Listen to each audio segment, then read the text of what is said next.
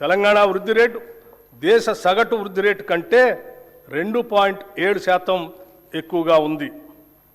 అదేవిధంగా దేశ జీడిపిలో రాష్ట్ర జిఎస్డిపి 5% వాటా కలిగి దేశానికి ఒక బలమైన గ్రోత్ ఇంజన్గా తెలంగాణ నిలుస్తుంది. భారతదేశ వృద్ధి రేటు తగ్గుతూ మందగమనంలో ఉన్నప్పటికీ మన రాష్ట్ర వృద్ధి రేటులో మెరుగైన పెరుగుదల కనపడుతుంది. ప్రస్తుత ధరల ప్రకారం 2024-25 ఆర్థిక సంవత్సరంలో 9.8% ఉన్న దేశ జీడిపి వృద్ధి రేటు 2025-26 నాటికి 8% పడిపోయింది.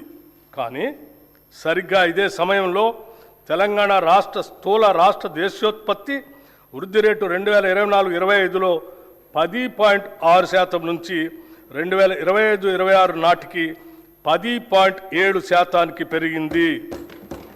దీని ద్వారా మన ప్రభుత్వం ఆచరిస్తున్న విధానాలు సరైన దిశలో ఉన్నాయని, అవి అభివృద్ధికి తోడ్పడుతున్నాయని అనటానికి నిదర్శనం. తలసరి ఆదాయం రాష్ట్ర తలసరి ఆదాయం గణనీయంగా పెరిగింది. 2025-26 ఆర్థిక సంవత్సరంలో ప్రస్తుత ధరల ప్రకారం రాష్ట్ర తలసరి ఆదాయం